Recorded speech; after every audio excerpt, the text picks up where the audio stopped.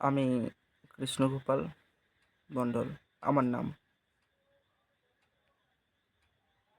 জানি না আওয়াজটা ঠিক আসছে কি না, ঠিক বলতে পারবো না। তো এই ভিডিওতে আমি আমার জীবনের কথা বলবো, যেটা আমি জীবনে অ্যাকসেপ্ট করিনি বা আমি কোনোদিন ভাবিনি যে এরকম একটা দিন আসতে পারে। সেই দিনটাই আজকে এসেছে।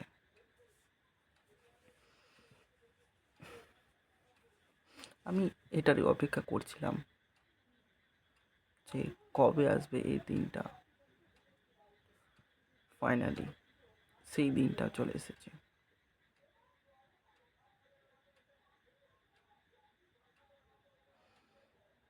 আর এখন আমি ভিডিও বানাচ্ছি 11টার দিকে। এই লাইটটাও বানিয়েছি আমি। That's good.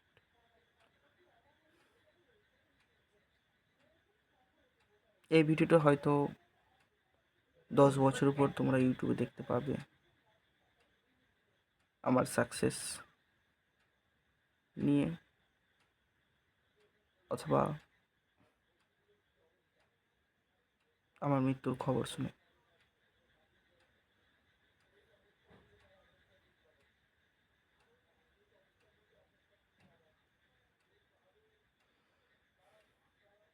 এরকম একটা আমি দিনে চলে এসেছি।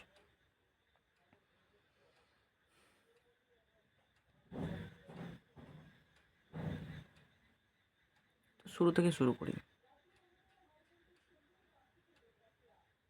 আমি 2006 সালে জন্মগ্রহণ করি, রাত 12টায়, ঠিক আজকের দিনেই।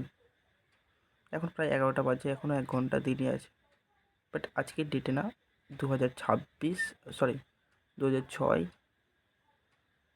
8 মানে আগস্টের 26 তারিখ। এখন ডেট বলছে 12টা, কটা দিকে সেটা আমি জানি না। আচ্ছা, যাই হোক। তো ছোটোবেলা আমার ভালো কাটে, ছোটোবেলা সবারই ভালো কাটে। কিন্তু ছোটোবেলায় আমি যেটা চাইতাম সেটা পেতাম না। ছোটোবেলা থেকে একটা জিনিসের খুব অভাব, যেটা এখনও পর্যন্ত আছে। সেটা হচ্ছে টাকা।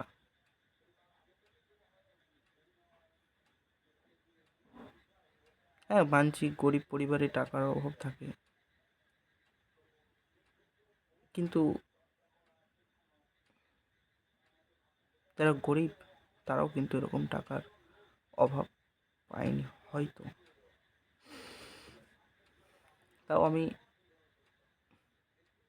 পেয়েছি, ছোটোতে আমি কয়েকটা পেয়েছি, কিন্তু সেরকম মনের ওর বা ভালো করে পাইনি। তারপর এভাবে কেটে যায়। এই সাধারণভাবে জীবনযাপন করি, সব কিছুই ঠিক থাকে। স্কুলে ফার্স্ট হই, সেকেন্ড হই, থার্ড হই, এরকমভাবে জীবনযাপন করে। কিন্তু ছোটো থেকেই আমি একটু লাজুক টাইপের ছিলাম এবং একটু পাতলা ছিলাম, যার কারণে সবাই আমাকে মানে দেখতো না, অবহেলা করতো। ছেলেটা কিছু পারে না, মানে ভয় করতো না। আমি সবাইকে দেখে ভয় করতাম। স্কুলে একলাই বসে থাকতাম, একলাই আম, মাথা নিচু করে ব্যাগের ওপর বসে থাকতাম, কি যেন ভাবতাম। আর বাড়িতে এসে কি বানাতাম আমি, এটা বানাতাম, ওটা বানাতাম। তো ছোটোতে সবাই গাড়ি কিনতো মেলাতে। তো আমি ভাবলাম যে ঠিক আছে, আমিও কিনবো। কিন্তু কিনতে গেলাম, বাবা বলে যে না, পয়সা নেই, গাড়ি কিনে না। আমি খুব জেদ ধরতাম, কিন্তু কিনে দিত না। তাও আবার রিমোট কন্ট্রোল গাড়ি তখন খুব চলতো। তো আমি অনেক কিছু করার পর আমি কিন্তু রিমোট কন্ট্রোল গাড়ি নিজেই বানিয়ে নিই। ছোটোবেলায় ওরকম আমি খুব করতাম, কিছু না কিছু বানাতাম। এইভাবে জীবন কাটে।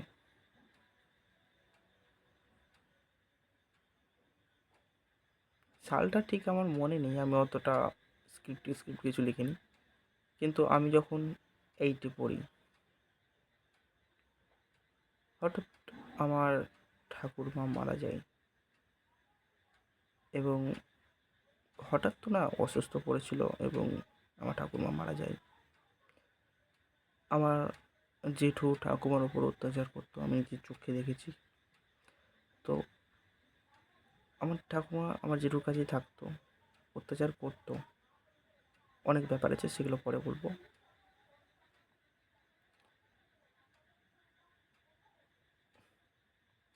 ঠাকুমা মারা যায়, তারপরে একটা ঝামেলা লাগে বাবা এবং জেঠুর সঙ্গে। তারপর বলে যে না, এরা একই জায়গায় খাওয়া দাওয়ার মানে একটা ভোজ থাকে, যেটা শ্রাদ্ধ শেষ ক্রিয়া বলে, তো একই জায়গায় করবে না, দু জায়গায় করবে।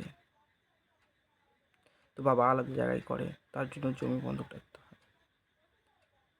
তার আগে থেকে আমার দিদির গায়ে গায়ে এটা কি, আমি ছোটবেলায় বুঝতে পারতাম না এটা কি, গায়ে ঠাকুর নামে ঠাকুর, যেটা হয়তো এখনো বিশ্বাস করে। ভর করা, যেটা তোমরা হয়তো বুঝতে পারো, তো গায়ে ভর করতো, তখন থেকে ভয় করতো। তো ঠাকুরমা মারা যায়, আর দিদি এরকম ভর করতো। আর এই ভর করতে করতে এই ভর জিনিসটা এমন এক উঁচু লেভেলে চলে যায়, যেটা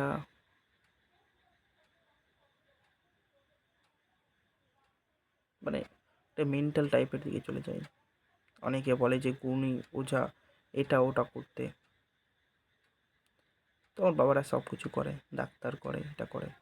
কিন্তু হ্যাঁ, ডাক্তারে অত টাকা খরচ করেনি, আমি মানবো। আমার দিদিকে ঠিক করতে পারেনি। তারপরে পরে লকডাউন চলে আসে। লকডাউনে আমার বাবা তো জমি জায়গায় কাজ করতো এবং কীর্তন করে, এখনও করে, তো এখন আর করতে পারে না, তো আসছে।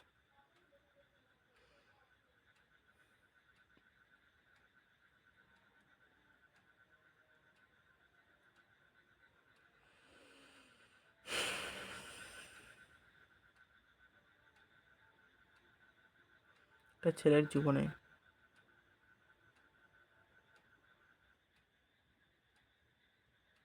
যদি কেউ না থাকে তার পিছনে হাত দেওয়ার মতো,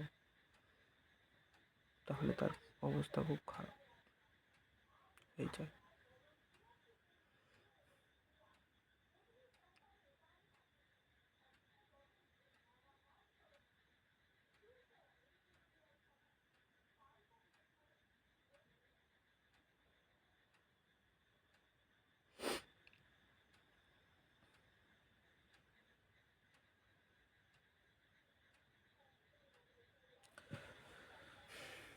তো এভাবে চলে। আমি পরীক্ষাতে যেখানে মানে আমি পড়াশোনায় ভালো যেখানে ছিলাম, তারপরে আস্তে আস্তে খারাপ হয়ে যায়। এবং আমার বাবা মা আমার খরচা মানে সেরকমভাবে খরচা নিতে পারে না। আমি বলতে পারছি না, আমি আমি আমি ডিপ্রেশন।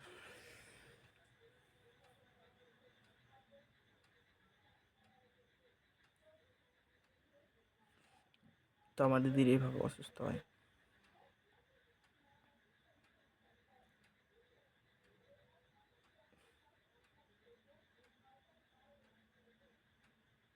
লকডাউন চলে আসে, এমনিতে খাওয়া দাওয়ার অসুবিধা,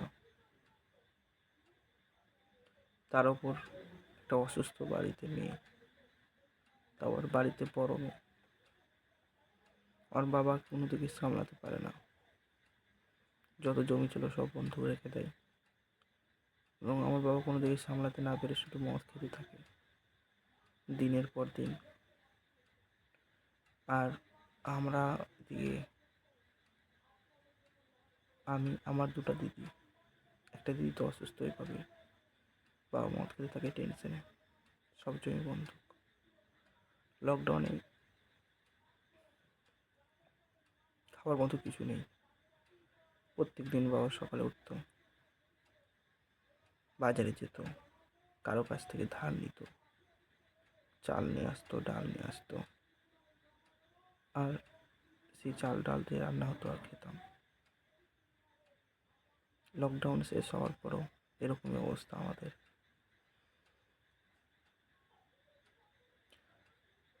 আমরা চাল বোনাতাম, 50 টাকা করে চাল নিত 1 কেজি চাল।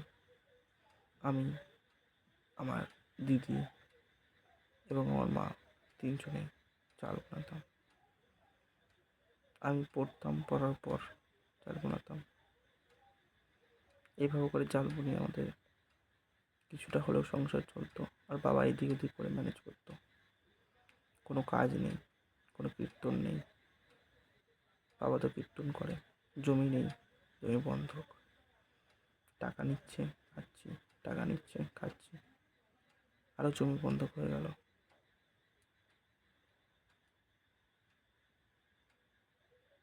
আমি বড় হয়ে গেলাম, তখন আমি 11 ক্লাসে পড়ি। 11 ক্লাসের আগে আমি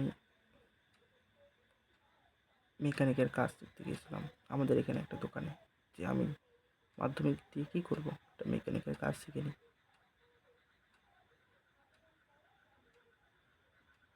তার আগে থেকে আমি ইউটিউবে যেমন এমন তেমন ভিডিও ছাড়তাম আর ইউটিউবে ভিডিও দেখতাম। আস্তে আস্তে ইউটিউবে আমার ভালো লাগতে লাগে এবং ইউটিউবে আমি ভিডিও আপলোড করতে থাকি, কুইজ টাইপের ভিডিও। এখনও চ্যানেলটা আছে। এভাবে আমি মেকানিকের কাজ শিখি, কিন্তু কাজ কিন্তু সেরকম শেখায় না। 2 মাস আমি থেকেছি, একদিনও বাদ দিইনি, তো সেরকম কাজ শেখায় না আমাকে। তো আমি ওখান থেকে চলে আসি। মেকানিকের যেখানে কাজ শিখতাম আমি বলতো যে তোমাকে পড়াশোনা শিখতে হবে, পড়াশোনা শিখতে হবে। পড়াশোনা করিনি আমি সেরকম। আর বাড়িতে এরকম অবস্থা, লকডাউন তখন শেষ হয়ে গেছে। আমি 11 ক্লাসে ভর্তি হই। ঠিক আছে, আমার ফোকাস থাকবে শুধু পড়াশোনা, খাওয়া দাওয়া আমি কিছু দেখবো না, কোনো কিছু দেখবো না। আমি সোজা স্ট্রেট শুধু পড়াশোনা।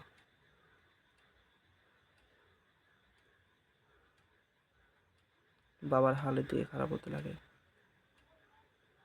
পাইল দিয়ে হালের দিকে খারাপ হতে লাগে। আর বাড়িতে আমার আর একটা দিদি, যার একটা ছেলেকে পছন্দ ছিল। আমি জানতাম, আগে থেকেই জানতাম, ক্লাস 6 থেকেই জানতাম। তার বিয়ে দিতে হবে, আর বড় দিদিকে আমি কোনো ডাক্তার দেখাতে পারছি না, সব জমি বন্ধ, খেতেই পাচ্ছি না, করে করব।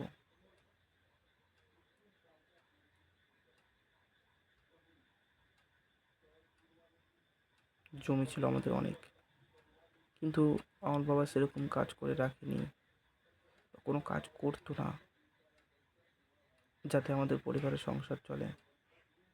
কারণ আমার বাবা জমিদারের, মানে জমিদার না, জমিদারের মতো ছেলে, যারা কোনোদিনও কাজ করেনি।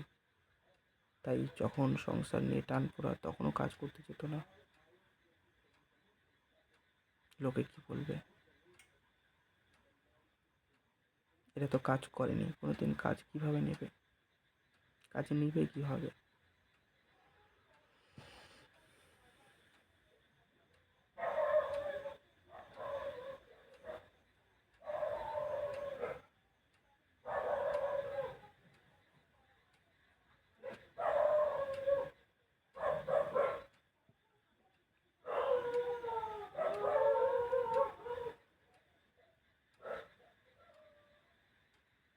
এইভাবে চলে।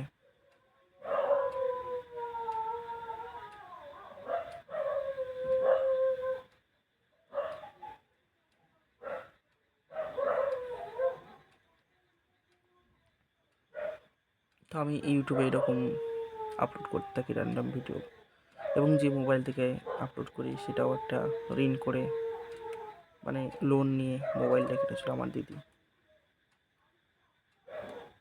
ডাক্তার দিদিকে ডাক্তার দেখাই, ও গুণী কবিরাজ এগুলো করতে থাকে বাবারা। তখন আমিও বিশ্বাস করতাম না, আস্তে আস্তে আস্তে কমে যাই। বাবাদেরকে বুঝাতে থাকি, বাবার শরীর খারাপ হতে থাকে আরও টেনশনে।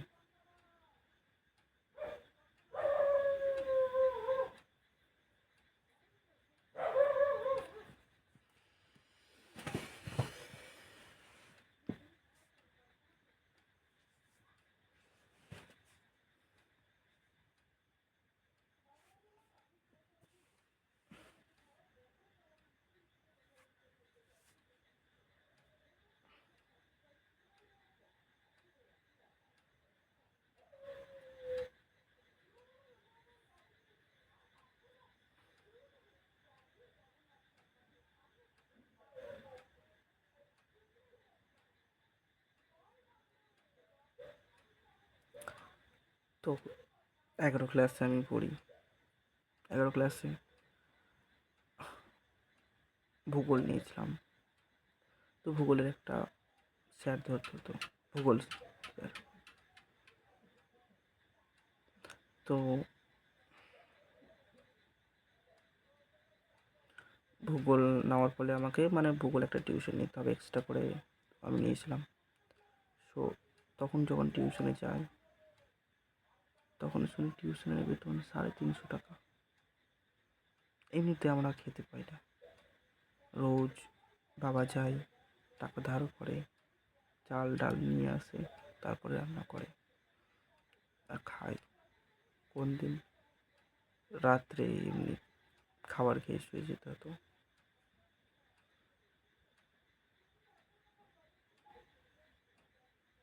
এভাবে চলতে থাকে। আমি ভিডিও আপলোড করতে থাকি, কুইজের ভিডিও। এবং মাঝে মধ্যে আমি কাজে যেতাম, এমনি অন্য কাজটা আমাকে যেতে দিত না। তো না, তুই বড় পরিবারের ছেলে, কীভাবে কাজে যাবি? আমাদের পরিবারের কেউ কাজে যায়নি, তাও আমি কাজে গেছিলাম। স্কুল যেতাম না আমি। সকালে যেদিন টিউশন থাকতো না সেদিন আমি কাজে যেতাম, কাজ থেকে এসে আমি টিউশন করতে যেতাম। ওই যেটা কাজের টাকা পেতাম সেখান থেকে সংসার চলতো, ওই এরকম করেই চলতো আমাদের। আর দিদি তো এদিকে অসুস্থ, এখনো পর্যন্ত অসুস্থ আছে।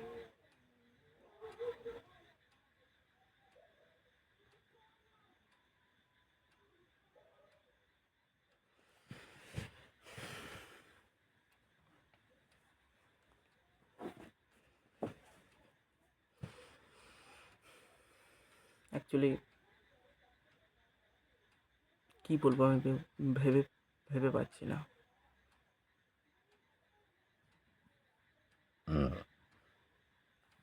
এদিকে আমাকে রেজাল্ট ভালো করতে হবে। সবাই বলছে রেজাল্ট ভালো করতে, ভালো করিস না।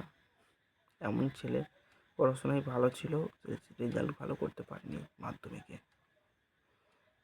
তো আমি দিয়েছিলাম যে আমি উচ্চ মাধ্যমিকে স্টার নিয়ে আসবো, এরকম করে হোক। 11 ক্লাসে এইভাবে চলে। কিন্তু এটা শুনে আমার খুব খারাপ লাগে যে আমি সারা জীবন পড়লাম ঠিকই, পড়াশোনা করলাম ঠিকই, কিন্তু কোনো বছরই আমি বই কেনার, বই যে কিনতাম সেটা আমাকে আগাম কিনে পেতাম না। 1 থেকে 2 মাস পর বাবা কিনে দিত।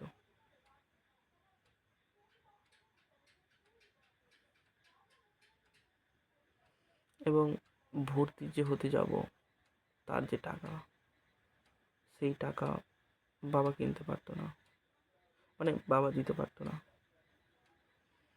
সেই টাকা কোথা থেকে ধার করতো, তারপর দিতে পারতো।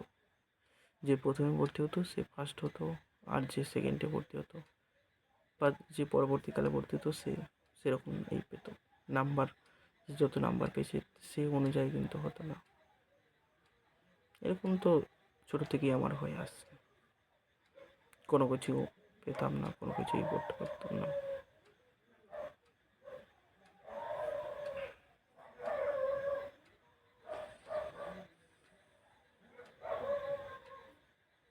আমি জানি যে অনেকের জীবনে এরকম হয়, অনেক এরকম অনেক গরিব পরিবার আছে যাদের এরকম হয়, ঠিক আছে।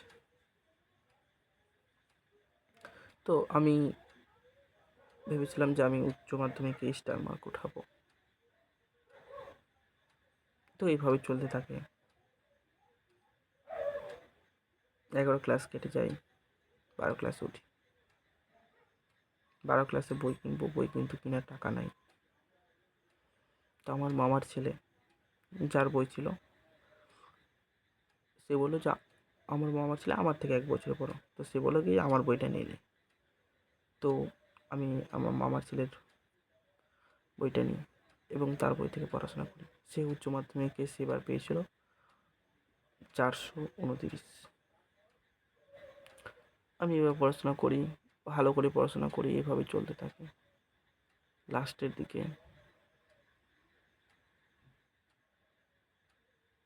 আমি মানে পরীক্ষার আগে আগে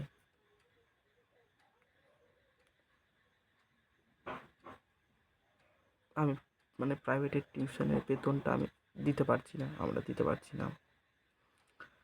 তো আমি ডিসাইড করলাম যে আমি ভূগোল টিউশন ছেড়ে দেবো আর ইংলিশ টিউশন পড়তাম, সেখানে তো কোনো টাকা দেওয়া হয়নি। এবং 11 ক্লাসে আমি ইংলিশ টিউশন পড়িনি, 11 ক্লাসে ভূগোল টিউশন পড়েছিলাম আর এমনি অল সাবজেক্ট। আর অল সাবজেক্টের যে টিউশন পড়েছিলাম সেখানে আমি একটা টাকাও দিতে পারিনি 1 বছর থেকে 2 বছর।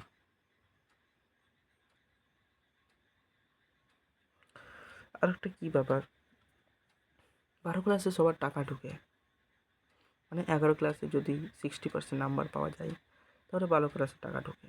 তো আমি তো 60% উঠেছিলাম, তার বেশি উঠেছিলাম, তো সেখানে টাকা ঢোকার কথা ছিল। তো ব্যাপারটা কী হয়েছে, আমার যে ব্যাংকের বইটা ছিল সেই ব্যাংকের বইটার শেষ অক্ষরের লেটারটা মুছে গিয়েছিল, কারণ সেই ব্যাংকের বইটা অনেক দিন ধরে ব্যাগের মধ্যেই পড়েছিল। ইউজ তো হয়নি, কিছু জন্য ইউজ হবে, যে আমার কাছে কোনো টাকা আছে যে আমি লেনদেন করবো বা ইউজ হবে। তো ওই লেনদেন মানে ওই নাম্বারটা মুছে যাওয়ার ফলে সেখানে টাকা ঢোকার কথা ছিল, কিন্তু আমার টাকাই শুধু ঢোকেনি, আটকে থেকে গেছে।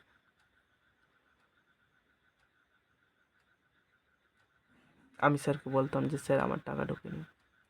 ভেবেছিলাম সেই টাকা ঢুকবে, সেই টাকা দিয়ে আমি যত টিউশনের টিউশনের টাকা পাবে সব টাকা আমি শোধ করে দেবো, কিন্তু না, টাকা ঢোকেনি। আমার মেন্টাল প্রেশার আরও বেড়ে গেছিলো।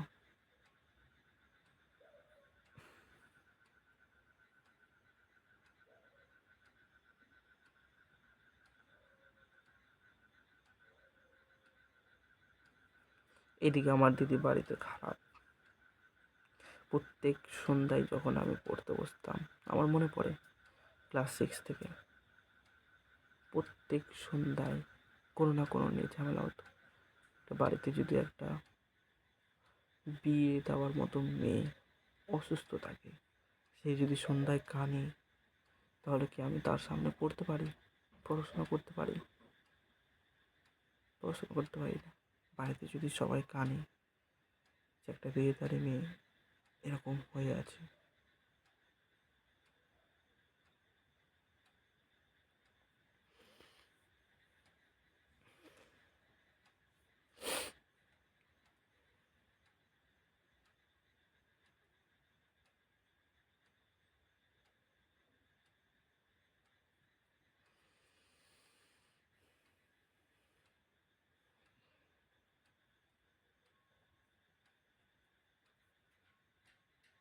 পড়তে পারতাম না ঠিক মতো, তাও নিজেকে কঠোর করে রাখতাম, পড়তাম।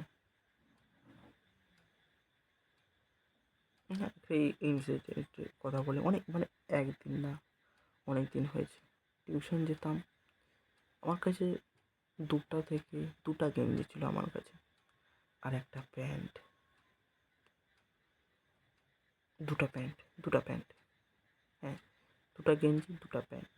একটা হলো বানানো প্যান্ট আর একটা হলো কেনা প্যান্ট। আর বাড়িতে পরার জন্য ওই প্যান্টটি পরে থাকতাম, ওই প্যান্টটি পরে যেতাম।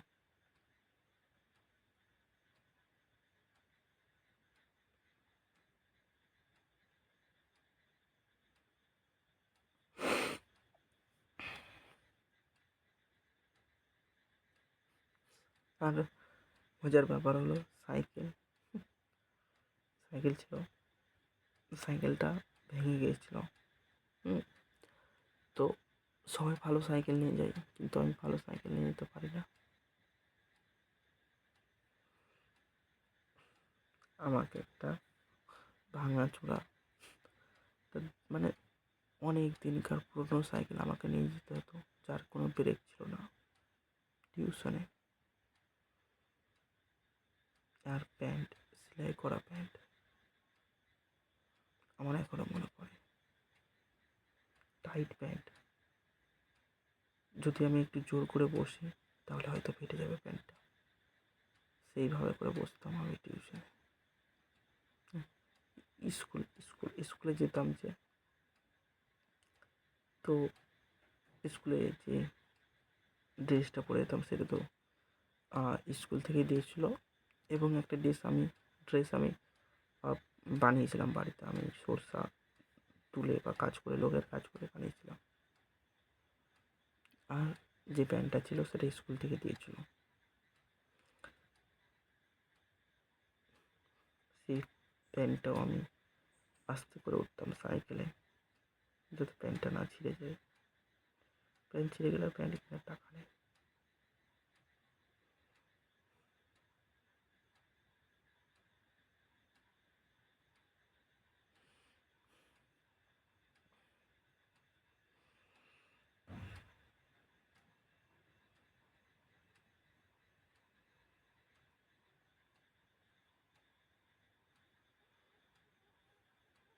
এইভাবে করে পড়তাম। স্কুলে যেতাম, প্রাইভেট যেতাম, বাড়ি আসতাম, পড়তাম। তাও আমি কত মানে মন দিয়ে পড়তাম, খুব মন দিয়ে পড়তাম। টেনশন থাকতো। পরীক্ষার আগে গিয়ে আমি ভূগোল টিউশন ছেড়ে দিই টাকার জন্য, যে আমি সামনে আর টাকা দিতে পারবো না।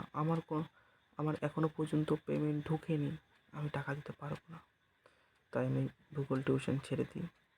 শুধু দুটো টিউশন পড়ি, একটা ইংলিশ আর একটা অল সাবজেক্ট, মানে দর্শন, মানে যেটা আমার দাদা, সে আমার জীবনে খুব মূল্যবান করেছে, তো আমি সেটার গল্প আলাদাভাবে বলবো।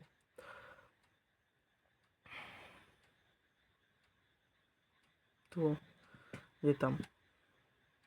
আমার বাবা তো অনেক অবস্থা খারাপ হতে থাকে।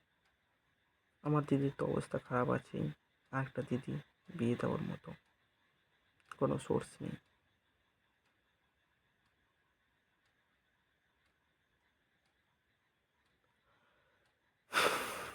পরীক্ষা, সামনে পরীক্ষা, কিন্তু তখন আমি ইউটিউবে অনেক খাটছি। সামনে পরীক্ষা আমার, কিন্তু আমি ইউটিউবে খেটেছি, অনেক কিছু জেনেছি, এডিটিং শিখেছি, অনেক কিছু এডিটিং শিখেছি। এবং আমি যার কাছে টিউশন পড়তাম, তাকে বললাম যে তুমি তো ভিডিও বানাতে পারো, তোমার অনেক জ্ঞান আছে। আমি তার ভিডিও বানিয়ে দিতাম, এডিট করে দিতাম, সপ্তাহে একবার করেছি পরীক্ষার আগে তাও। এবং শেষে আমি চিন্তা করলাম যে আমি যদি পরীক্ষা দিতে চাই তাহলে তার জন্য তো টাকা লাগবে, গাড়ি ভাড়া লাগবে। সেই গাড়ি ভাড়াটা আমি কোথা থেকে পাবো? তো আমি তখন বললাম যে আমি টিউশন পড়াবো। তো আমি ছাত্র খুঁজতে থাকি এবং ছাত্র পেয়ে যাই। আমি টিউশন পড়াতে শুরু করি। এদিকে আমার সামনে পরীক্ষা, গুগল প্রাইভেট ছেড়েছি, ইউটিউব চালাচ্ছি এবং আমি টিউশন পড়াচ্ছি। ঠিক আছে, সব দিক থেকে ঠিক আছে, আমি তাও চলে যাচ্ছি, পড়ে যাচ্ছি আমি।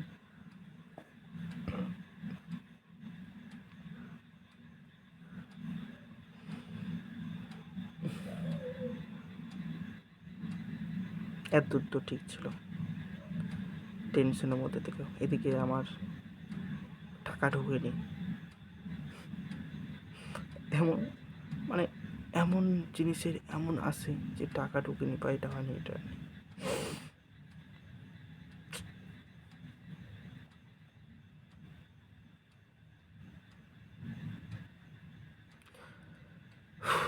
তো টিউশন পড়ি, আমি টিউশনের বেতন পাই। তো টিউশনের বেতন দিয়ে আমি প্রথমে কিন্তু এই মাইকটাই কিনেছিলাম। এই মাইকটা না, আরেকটা মাইক আছে, ওই মাইকটা কিনেছিলাম। তারপরে বেতনটা আমি জগিয়ে রেখে সেটাতে আমি পরীক্ষা দেওয়ার জন্য যে গাড়ির ফিসটা লাগে সেই ফিসটা দিয়েছিলাম। তো আমি তখন ভাবছিলাম যে পরীক্ষা দিতে এসে আমি যদি তখন না টিউশন পড়াতাম তাহলে কিন্তু আমি এই পরীক্ষাটা দিতে পারতাম না, কারণ ভাড়া ছিল না তখন। টিউশনের বেতন যদি আমি না পেতাম তাহলে কিন্তু আমি ভাড়াই পেতাম না।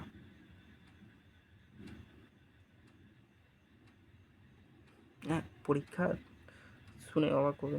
পরীক্ষার আগে আগে পরীক্ষার আগে আগে আমি যেখানে আজ বসে আছি, যে যেটার উপর আমি ঘুমাই, সেই জিনিসটা আমি বানিয়েছি। এবং এখানে আগে গরু থাকতো, আমি যে ঘরে থাকছি এ ঘরে আগে গরু থাকতো। তা আমাকে আমার টিচার বলে যে তোমার একটা আলাদা সেপারেট ঘর থাকা উচিত, যেখানে তুমি পড়াশোনা করবে ভালো করে। তো এই গরুর ঘরটাকে আমি নিজের ঘর বানাই। তো এগুলো ঠিক আছে, কিন্তু পরীক্ষার আগে আগে সেটাও ব্যাপার খারাপ, কারণ পরীক্ষার আগে আগে এগুলো কাজ করেছি আমি।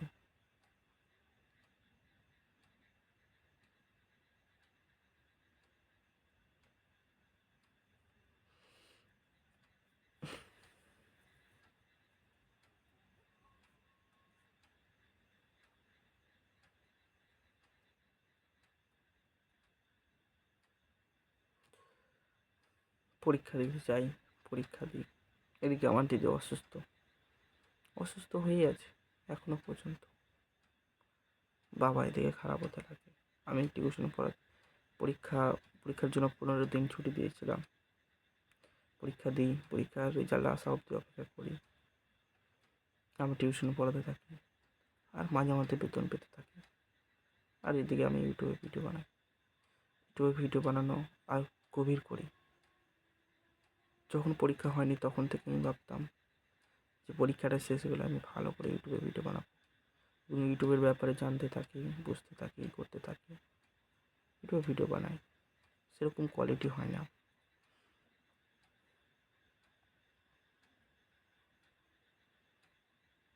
দেন আমার পরীক্ষার রেজাল্ট বের হওয়ার দিন, পরীক্ষার রেজাল্ট বের হওয়ার দিন হাত পা সাধারণত কাঁপছে। তো কষ্ট করে পড়াশোনা করে পরীক্ষা দিয়েছি।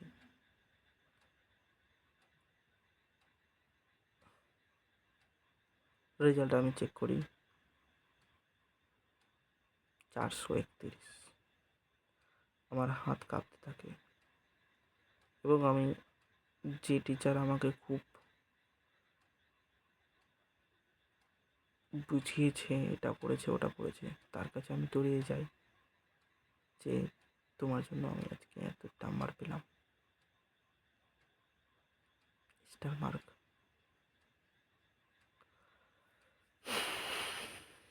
এবার ভাবতে থাকি যে সব ঠিক হয়ে যাবে এবং ঠিক হয়েও যায়। 2025, 24 চলতে থাকে, ওভাবে চলতে থাকে। 2024 থাকে, ওভাবে চলতে থাকে। আমি ভিডিও বানাতে থাকি, কিচ্ছু হয় না। 2024-এ আমার দিদির বিয়েটা মানে মেজো দিদির বিয়ে কমপ্লিট করি যে না, বিয়েটা দিতে হবে, যেমন তেমন করে দিতে হবে। ব্যাংকের লোন নেওয়া হয়, আরও দিয়ে দেওয়া হয়। জমি বন্ধক রাখা হয়েছে, যার কাছে বন্ধক রাখা হয়েছে তার কাছ থেকে আরও বেশি টাকা নেওয়া হয়, দিয়ে দিদির বিয়েটা দেওয়া হয়। সেরকমভাবে দেওয়া হয়নি, কারণ আমার বাবা কিছুই জমিয়ে রাখেনি যেটার জন্য আমাদেরকে ভালো করে চলবে বা দিদির বিয়েতে দেওয়া হবে।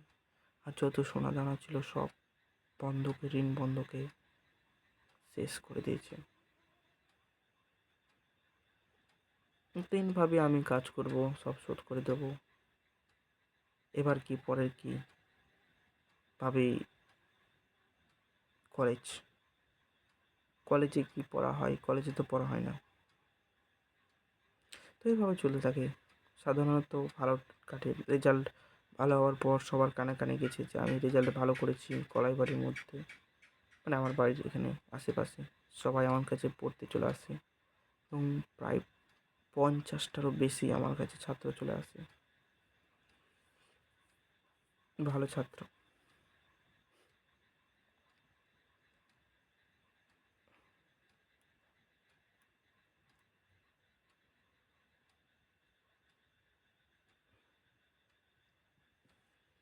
তারপরে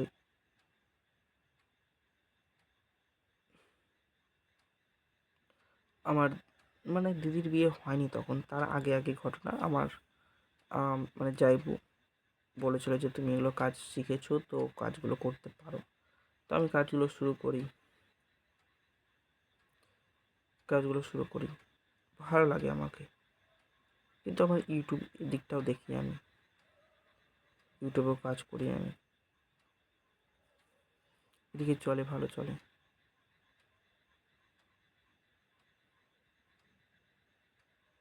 কিন্তু আমার দিদি এখনো পর্যন্ত ঠিক হয়নি। আমার বাবা কাজ করতে পারে না, কাজ করে না, ওই কীর্তনে দুই একবার যায়। ঠিক আছে, তাও চলে। 50টা ছাত্র পড়াই, এভাবে করে চলতে থাকে।